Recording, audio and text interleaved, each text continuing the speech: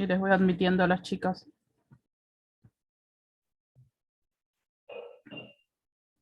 Así, compartimos la pantalla. Acá está lo que era mi problemita. Ahí está la carita de Villegas con una sonrisa acá arriba. No sé si la ven ustedes. Bueno, vamos a seguir lo que estábamos viendo. Cierren los micrófonos los que tengan abierto. Esto ya lo vimos, vamos adelante. Yo quise dar un repaso igualmente, fue adrede. Sabía que les había dado eso, pero necesitaba que tengan un repaso porque como que se complejiza un poco este tema y es muy importante. ¿Sí? Bueno, entonces de los diferentes tipos de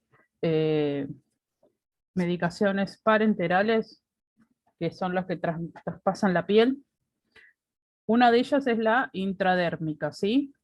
Obviamente que se aplican, como habían visto en la imagen anterior, ¿sí? En la dermis, justo debajo de la epidermis, ¿sí? Que es la capa intermedia de la piel. Y se utiliza por lo general para, por ejemplo, las pruebas de Mantoux y las pruebas de alergia. La prueba de Mantoux es para detectar si el paciente estuvo en contacto con el agente que produce la tuberculosis, ¿sí? Bueno, la técnica es limpiar la piel, limpiarla, no frotarla con el algodón. Recuerden que es un solo pase del algodón para no volver a ensuciar la zona con lo que ya limpiamos. O sea, si limpiamos con un algodón, le colocamos el alcohol al 70% y lo pasamos una sola vez. Si hacemos con gasa, lo mismo. ¿Sí? Después, punzar e introducir la aguja con el bisel para arriba. ¿Saben lo que es el bisel? Es la puntita de la aguja que tiene el ángulo. Ese ángulo va siempre para arriba, ¿sí? Y el ángulo de la aguja tiene que estar, como ya les dije en la clase pasada, entre 10 a 15 grados. Hay que inyectar hasta formar una pápula. Esto es una pápula, ¿sí? Y luego se retira la aguja y no volver a limpiar. Esto es importante, no vuelvan a limpiar, no vuelvan a pasar el algodón, ¿sí? Recuerden que las agujas siempre se descartan en el descartador, no se vuelve a ponerle la capucha a la inyección, ¿sí? A la jeringa, no se le vuelve a colocar la capucha, porque eso produce los famosos accidentes laborales, ¿sí? Y uno nunca sabe qué enfermedad puede estar cursando el paciente, ¿sí? Hay muchas enfermedades que se transmiten por los accidentes con las agujas, ¿sí? Por la sangre. No solamente el VIH, sino también la hepatitis B, entre otras. Por eso la hepatitis B le piden a ustedes la vacuna, justamente por eso, ¿sí? Y la hepatitis B es muy complicada porque termina produciendo cáncer de hígado y la muerte, muchas veces, ¿sí? No sé si saben que es de contagio sexual también. Bueno, entonces uno no tiene, perdón, ¿cuál es el tema con esto? Es de que no todos los pacientes saben que están pasando o cursando esa enfermedad. Una gran cantidad de pacientes convive con ese tipo de enfermedades sin saberlo, por lo cual no va, ustedes se tienen que cuidar como si todos estuvieran enfermos. Esa es ley de enfermería. Ustedes se cuidan como si todos estuvieran enfermos, ¿sí? Nadie tiene estampado en la cara la enfermedad que está transcurriendo. Por eso también hay que usar forro con todos, chicos. Pasamos a las subcutáneas, ¿sí? Estas se aplican... Ah, siguen, perdón. Sí, esta era dentro, ¿sí? En la dermis, y esta es la subcutánea. Esta se aplica debajo de la dermis, o sea, en la segunda capa. Y se utiliza en la administración de, por ejemplo, insulinas, heparinas y algunas vacunas, ¿sí? Se pueden aplicar en el deltoides, en el área del deltoides, porque si no sería intramuscular, en el área del deltoides, en el área del abdomen y en el muslo anterolateral. Sería esto. Bueno, esta imagen yo la suelo mostrar y creo que se los dije, que van en el sentido de las agujas del reloj. Ustedes siempre tienen que tener en cuenta de cómo le van a colocar y poner en el registro de enfermería en qué lugar le colocaron este tipo de medicación. ¿Por qué?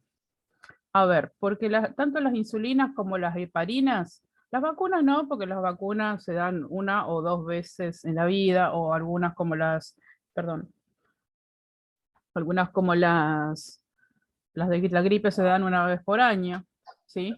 Pero, por favor, cierren los micrófonos.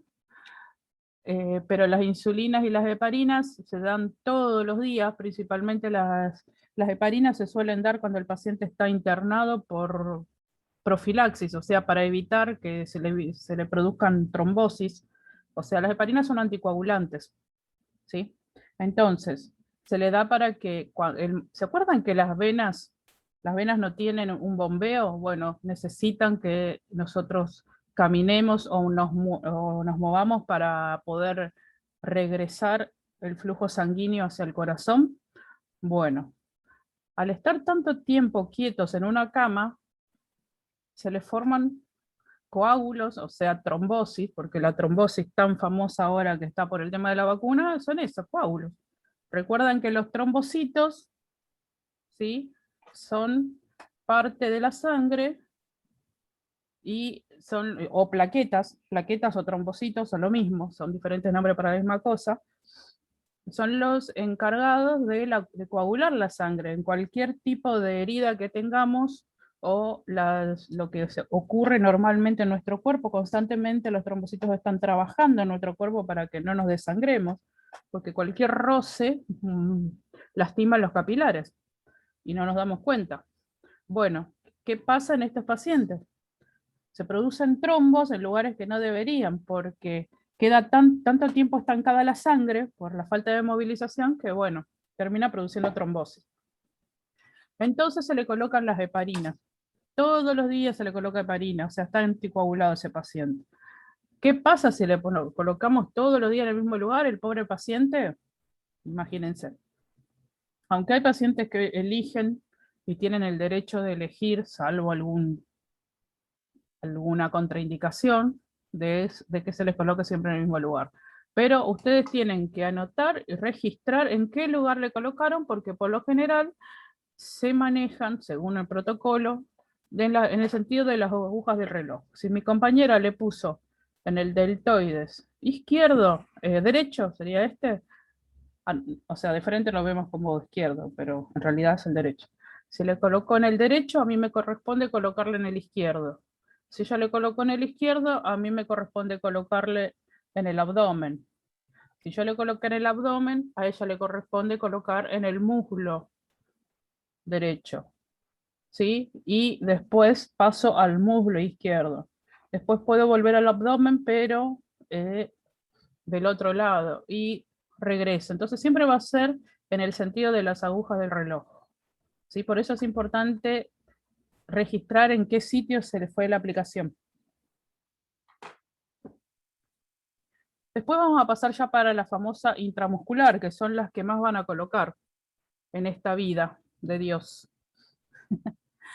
Estas son de absorción bastante rápida, ¿sí? Y como dice ahí, completa, porque se inyecta directamente en los músculos, ¿sí? Siempre en ángulo 90 grados, siempre un golpe certero y seco, no lo hacen despacito, ¿sí? Bueno, es el más utilizado, el más utilizado es el glúteo, donde se inyecta en el cuadrante superior externo. Dice que ahí que el menos frecuente es el deltoides, discordo. Depende de qué paciente estamos hablando, depende de cuál medicación estemos pasando. Por ejemplo, en los niños pequeños se utiliza mucho en la pierna, se utiliza mucho el músculo cuádriceps, o si no, el que tenemos acá al costado. Ay, se me fue el nombre. A ver, les voy a decir. No me voy a quedar con las ganas. El vasto lateral. Eso se me van los nombres también. Ahora les voy a mostrar igual todos esos. Bueno, porque los bebés tienen poca carne en el glúteo todavía, entonces se utiliza otro lugar donde tengan mayor masa muscular. Bueno, ¿cuál es la técnica? Bueno, limpiar la zona, introducir la aguja rápidamente y en ángulo 90 grados, aspirar para ver si no viene sangre. Hay un videito de esto, así que no se preocupen. inyectar el líquido lentamente. Fíjense que dice la aguja rápidamente y el líquido lentamente. Es muy importante inyectar el líquido lentamente porque eso es lo que duele de la aplicación. No duele la aguja si vos lo haces bien. Si vos inyectás bien, si vos introducís la aguja con rapidez y certeramente en un golpe seco, no duele.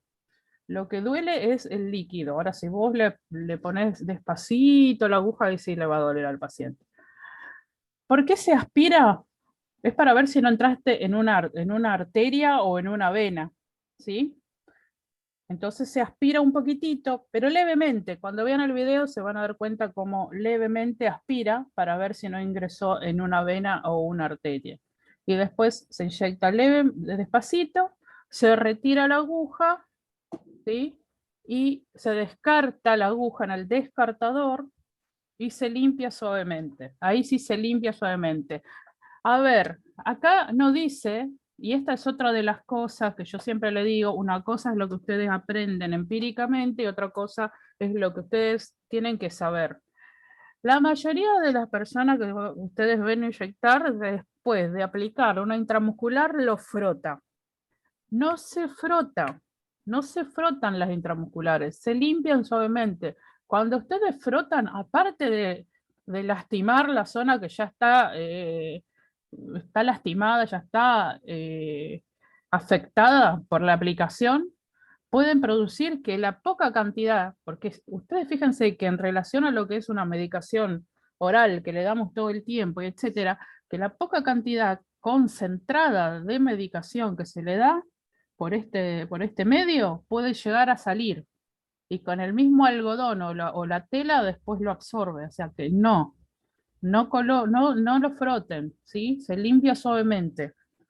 Bueno, acá dice que los músculos también pueden captar un volumen de líquido mayor que los tejidos subcutáneos, aunque la cantidad varía entre cada persona, ¿no?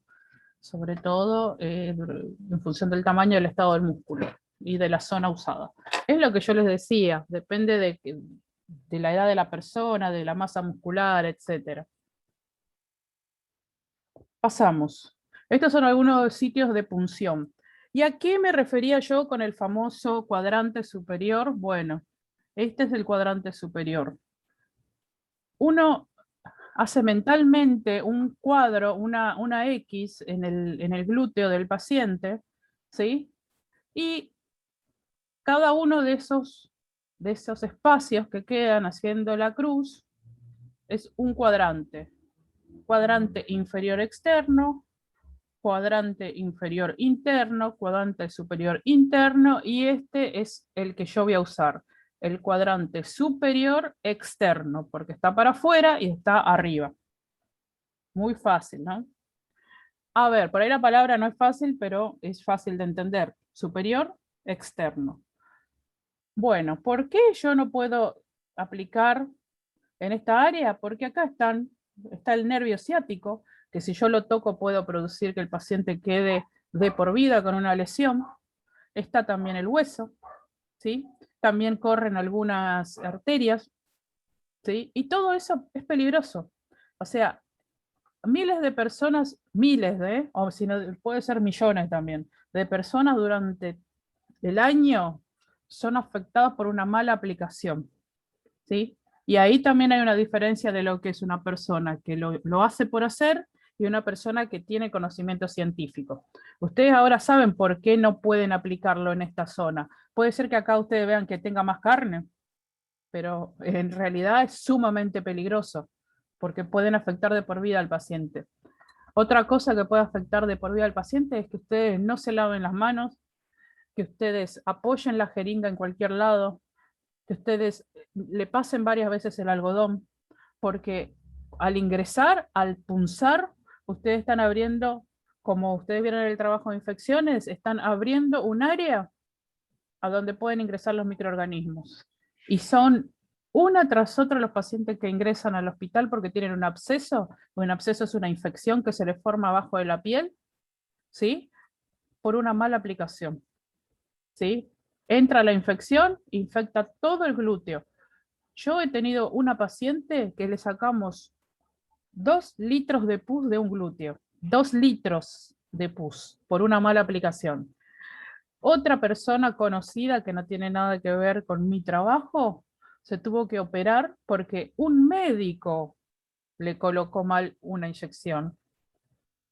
Después conocí en mis prácticas de enfermería auxiliar, conocí en una clínica a una paciente que le tuvieron que retirar todo el músculo del glúteo porque se había infectado completamente y nosotros le teníamos que colocar como si fuera una persona quemada, gasas furacinadas.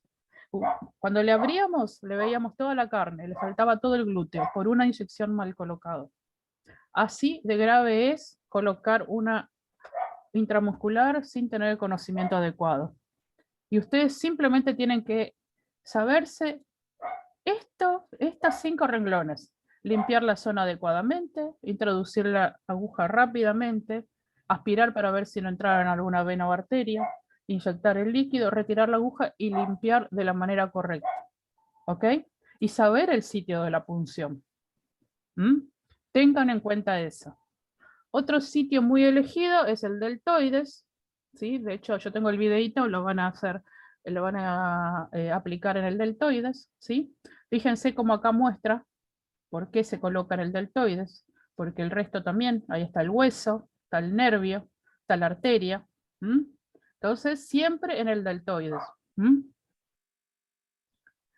También puede ser en el vasto lateral, ¿sí?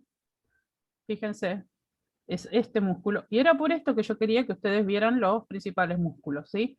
En este caso se puede colocar de costado, o sea, así, el paciente estando sentado le colocan de costado, o de frente, ¿sí? Pero siempre en este. ¿Bien? Bueno. Estas son algunas características de la intravenosa, o sea, ya pasamos a la intravenosa, o sea, dentro de la vena. Son apropiadas cuando se necesita un efecto rápido, cuando los medicamentos son... no, bueno, les voy a leer esto y después le pongo el video. Cuando los medicamentos son demasiado irritantes para los tejidos como para administrarlos por otra vía, hay medicaciones que no se pueden ingerir, no se pueden dar por boca porque son muy irritantes, ¿sí? Cuando ya hay una vía intravenosa, ¿para qué molestar al paciente con otra vía si ya tenemos una llave de 3 vías puesta? Se la colocamos intravenosa. Después, para administrar drogas, suero y también para extracción de sangre.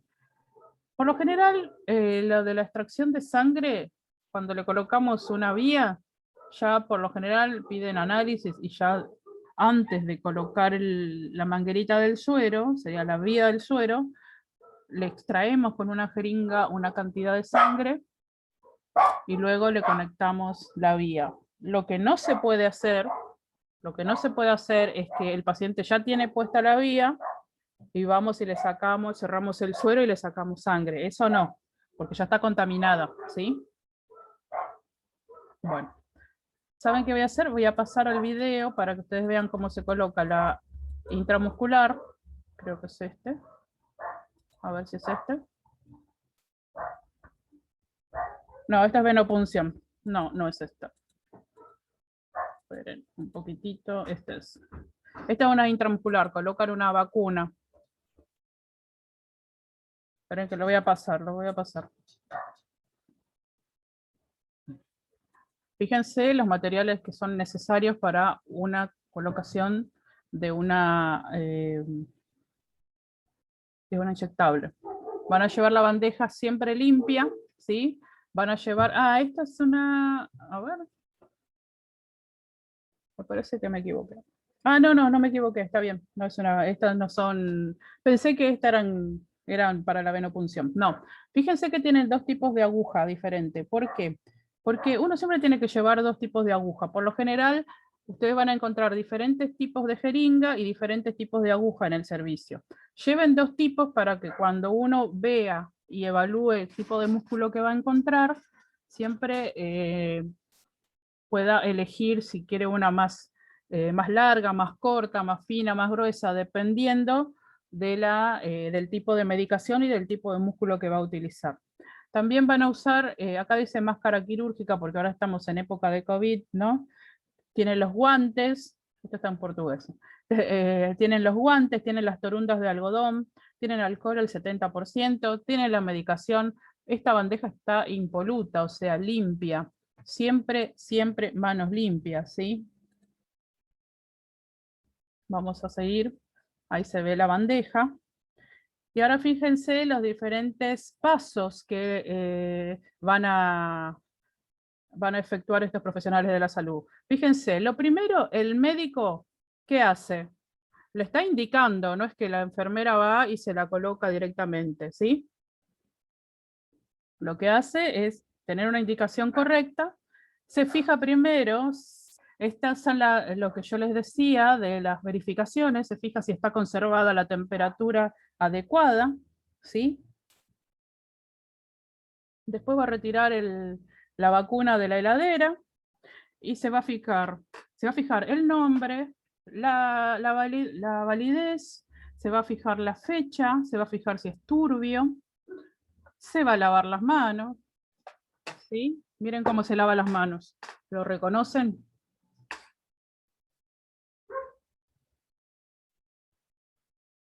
Todo esto ustedes tienen que hacerlo. Esto es universal, el lavado de manos es universal, ¿sí? En todos los lugares del mundo se hace de la misma manera, con la misma técnica. Y ahí está Estela que se está durmiendo. Y va a salir en el video. Bueno, ¿tenés las manos limpias? Bueno, ahora sí, me voy a colocar la mascarilla. ¿Sí?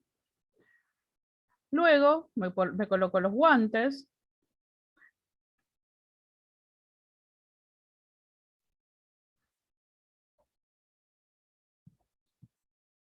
Yo creo que siempre es mejor viendo lo que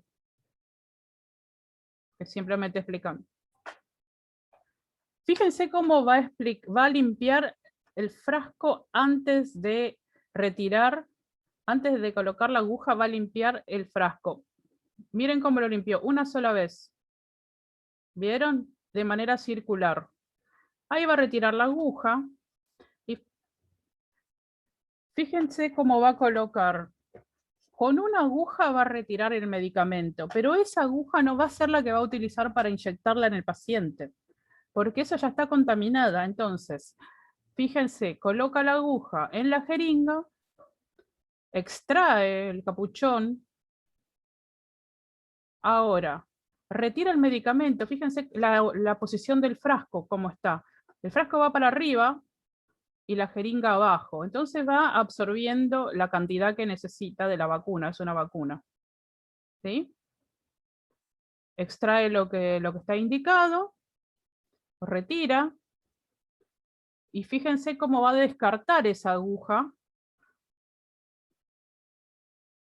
Ahí lo retiró y ahora va a colocar otra aguja. Y esa va a ser la aguja que va a utilizar en el paciente.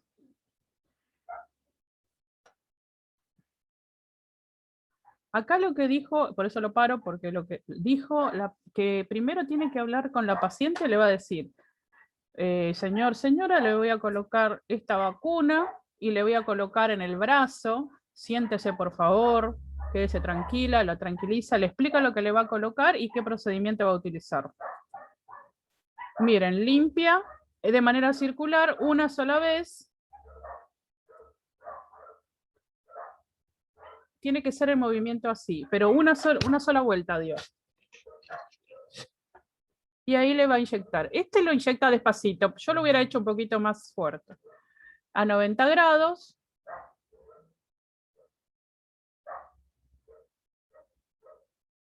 Yo lo hubiera hecho con más rapidez. Fíjense cómo aspira un poquitito antes. Lo aspiró y ahí lo empieza a inyectar. Luego lo retira. Y fíjense que no lo frota. Es una intramuscular, pero no lo frota. Fin. Después lo registra, le dice a la paciente que lo sostenga durante 3 minutos. ¿Sí? Le coloca la bandita.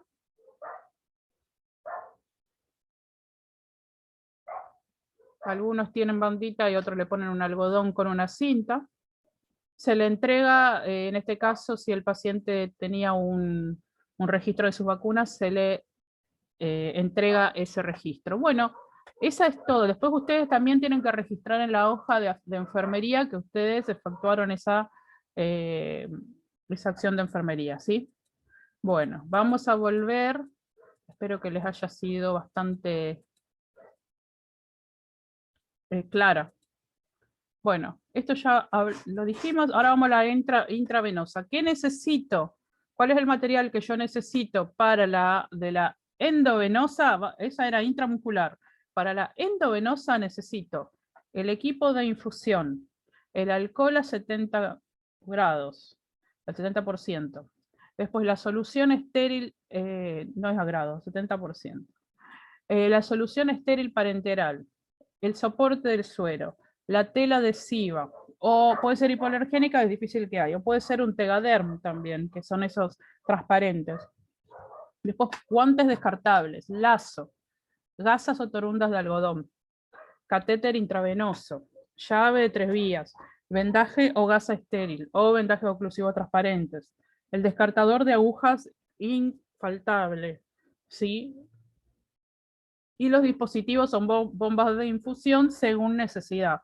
A veces tenemos bombas de infusión que marcan exactamente cuánta cantidad y va pasando la cantidad exacta, o tenemos la famosa, el famoso regulador que utilizamos para ver cuántas gotas caen, ¿sí? Y enfermería es la que tiene que saber si cuál va a utilizar y cuál tiene disponible, cuál método tiene disponible. Bueno, esta es mi bandeja, la que más o menos me gustó, porque no conseguí una que me gustara realmente, ¿sí? Para ir a colocar la intravenosa. La intravenosa también voy a llevar varios catéteres, porque tengo que ver qué tipo de vena tiene el paciente. Si va a soportar una aguja más gruesa o más fina, ¿sí? Mi elección tiene que ser, por ejemplo, la que pueda soportar una 18, está bien. Después les voy a mostrar los diferentes tipos de aguja. Pero siempre llevar 2 o 3 para ver cuál va a poder utilizar. Y hay medicaciones que son más espesas, por ejemplo, y también, por ejemplo, sangre, necesita una aguja de mayor calibre porque es más espeso. Entonces, dependiendo de la medicación, eso se van a ir familiarizando con la práctica, van a llevar los diferentes tipos de aguja. Luego van a necesitar una guía, ¿sí? Que es la manguerita, como se suele decir. Van a necesitar un suero, la cinta, este es el famoso tegaderm, que es una telita transparente. Después, esto es una almohadilla que vienen en algunos lugares privados, por lo general, que tienen alcohol, que cumple la función de la torunda de algodón y el algodón al 70%. ¿Sí? Así que tanto esto como lo otro es válido. Acá tienen gasas, tienen los guantes, ¿sí? En este caso aparentemente son estériles. No, no son estériles, porque los estériles vienen envueltos aparte en un papel dentro de esto. Un lazo, a veces es una goma, a veces es diferente. Yo tengo uno que es automático, que lo voy a llevar para que lo vean. Y bueno, tienen ahí un barbijo también. Falta el descartador acá. Acá no veo descartador. Las venas que vamos a utilizar por lo general para la venopunción son la vena media, la cefálica, o cefálica accesoria, o sea, acá se divide en dos. Vamos a volver a entrar después, sí o sí. Y la basílica, ¿sí? Fíjense que también en la mano siguen las mismas venas, no cambian de nombre. O sea, ya sea que le coloquen la mano o le coloquen en cualquier parte del miembro, siguen siendo los mismos nombres, solamente que van corriendo, ¿no? Entonces siempre que le pregunte esto, van a decir cefálica, media o basílica. Esas son las venas que utilizamos más para la venopunción. ¿Y cómo se realiza? Primero, lo mismo que vieron en el video, se realiza limpiándose las manos, se prepara el equipo. En este caso, la diferencia es que vamos a pinchar el suero, ¿sí? Después vamos a colocar el envase del suero, vamos a etiquetar, le vamos a colocar la fecha, la hora, cuál es la medicación o cuál es el suero que le estamos colocando, porque hay diferentes tipos de suero. Está la solución fisiológica, después hay algunos que tienen glúcidos, está la de, ¿cómo se llama?, de Ringer lactato. Hay diferentes tipos de suero, no hay un solo tipo, ¿sí? Así que tienen que siempre rotular. Tienen que colocar el nombre del paciente, la cama, el horario en que se le va a infundir, a cuántas gotas por minuto se va a colocar. Bueno, hay instituciones que ya tienen como un sticker que le van a colocar y ahí van a rellenar los datos. O si no, lo van a tener que fabricar ustedes. Siempre tiene que llevar todos estos datos que yo les dije, ¿sí? Después, como dice ahí, colocar el envase a la etiqueta, bueno, llenar parcialmente la cámara de goteo con la solución. Esta es la famosa cebar o purgar el tubo, dice, ¿no? Uno, ya le coloca la vía al suero, estamos todavía en el office de enfermería, le colocamos, pinchamos el suero con la guía y vamos a liberar un poco de suero para que toda la guía se llene de líquido. ¿Por qué hacemos eso? Para que no entre aire en la vena del paciente, ¿sí? Que produce muchas veces embolias. En realidad, bueno, no le voy a explicar porque no tenemos mucho tiempo, pero es difícil que ocurra eso. Tiene que ser mucho aire que pase, no es una gota de una burbuja de aire la que va a matar al paciente, a eso me quería referir. Bueno, llenamos la cámara de la guía y lo colocamos, por ejemplo, la puntita sin tocar, obviamente nada, la punta del suero, lo liberamos hasta que caiga un chorrito en la bacha del office, ¿sí? Entonces ya lo cerramos la rosquita, la válvula, y ya queda toda la manguerita llena de suero. Lo volvemos a colocar en nuestra bandeja que está esterilizada, ¿sí? O está, por lo menos está desinfectado, ¿sí? Después volvemos a lavarnos las manos y nos vamos a la habitación. Cuando llegamos a la habitación vamos a seleccionar la vena que vamos a utilizar. A ver ese brazo. Primero vamos a presentarnos al paciente y todo lo que ustedes ya saben, ¿sí? Sacamos a la gente, pedimos, bueno, el respeto. Seleccionamos la vena, nos colocamos los guantes, ¿sí? Limpiamos el lugar de la misma manera que vimos en el video recién, colocamos el lazo de goma, solicitamos a la persona que abra y cierra la mano para que salte la vena, dicen unos. Ahí lo observamos porque se llena de sangre, al cerrar la mano no tiene salida, ya está cerrada por el lado de arriba con el lazo y ya está cerrada, impide que cruce también la sangre con el cerrar la mano. Entonces ahí salta la vena. Palpamos la vena y ahí dice colocarnos los guantes, ¿sí? Pero ya nos habíamos colocado antes. ¿Por qué? Porque se supone que con uno preparamos y con otro hacemos la técnica, pero eso no ocurre. Principalmente porque hay escaso material. Bueno, se limpia la zona, ya lo saben, ¿sí? Y con la mano que no dominamos, sostenemos la piel, la dejamos bien tensa para poder punzar, ¿sí? Ahí sujetamos el catéter de la aguja con un ángulo de 15 a 30 grados, el bisel siempre para arriba, o sea, la parte que tiene un ángulo de la aguja siempre va para arriba, y colocamos sí, vamos a introducirlo despacio, ¿sí? A través de la piel y dentro de la vena que elegimos, ¿sí? Una vez que vemos sangre, ¿sí? Vamos a bajar un poquito el ángulo del catéter y vamos a empujar un poquitito más, ¿sí? Y recuerden que lo que queda dentro es el teflón, no la aguja metálica, ¿sí? No la aguja metálica. Entonces vamos a sostener firmemente la aguja, la hacemos avanzar hasta que quede en el lugar a donde nosotros deseamos. Una vez que encontramos ese lugar que deseamos, que ya la aguja está en el lugar a donde queremos, aflojamos el torniquete. Recuerden que la aguja tiene como un capuchón, así que no va a saltar la sangre. Soltamos el torniquete, presionamos la vena sobre el catéter. Hay un video, así que tranquilos. Presionamos la vena sobre el catéter, ¿sí? Con nuestros dedos.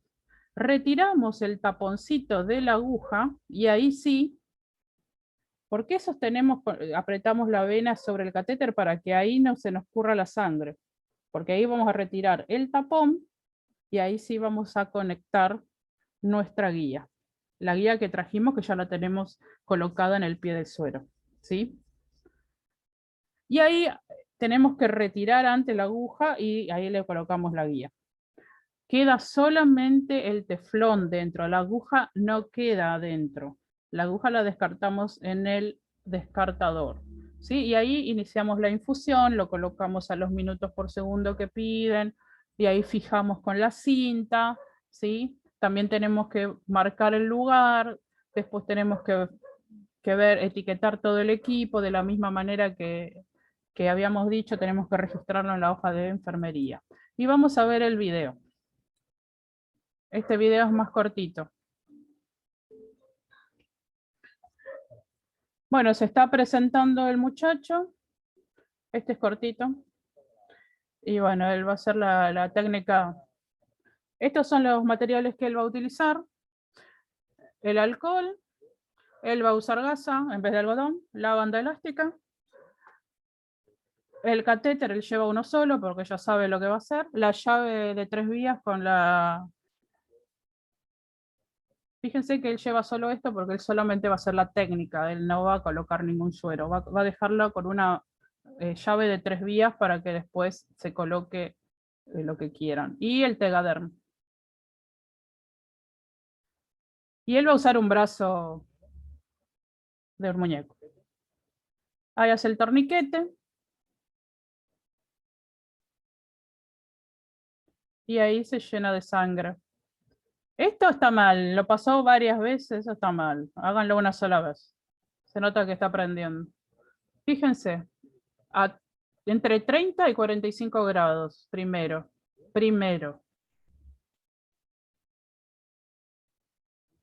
Después baja el ángulo. Fíjense cómo el catéter tiene adentro la aguja y queda el teflón. Acá está la presión que hace sobre la vena. Retiró. Y fíjense qué rápido. Ese es el apósito que va a colocar sobre la vena. Y así de fácil fue. En unos segundos lo hizo. Este video, si quieren, después se los paso. O busquen cualquiera que les interese en la web, ¿sí? Siempre ustedes adapten lo que ven a lo que yo les puse como técnica, porque vieron que este muchacho lo que hizo es frotar todo con eso está mal. Bueno, estos son los diferentes tipos de catéteres. Se va a cortar en cualquier momento y vamos a ingresar, que va a ser 10 minutitos más o algo así. Fíjense, esto es algo que siempre me llamó la atención y nunca supe por qué. Cuanto mayor el número, más pequeña la aguja. Cuanto menor el número, más grande la aguja. Fíjense que la 14 es una semejante aguja que jamás en mi vida la vi, porque yo no utilizo este tipo de aguja. Y la más pequeña es el número más grande. O sea que si el número es más grande, la aguja es más chica. Y si el número es más pequeño, la aguja es más grande.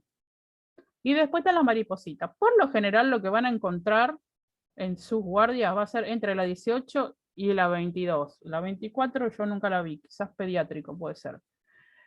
Y la 18 tiene es muy, muy deseada porque no se va, o sea, no se rompe tanto, o sea, dura bastante. Y esta es la mariposita, que sí son de metal, no son de teflón, estas sí son de metal.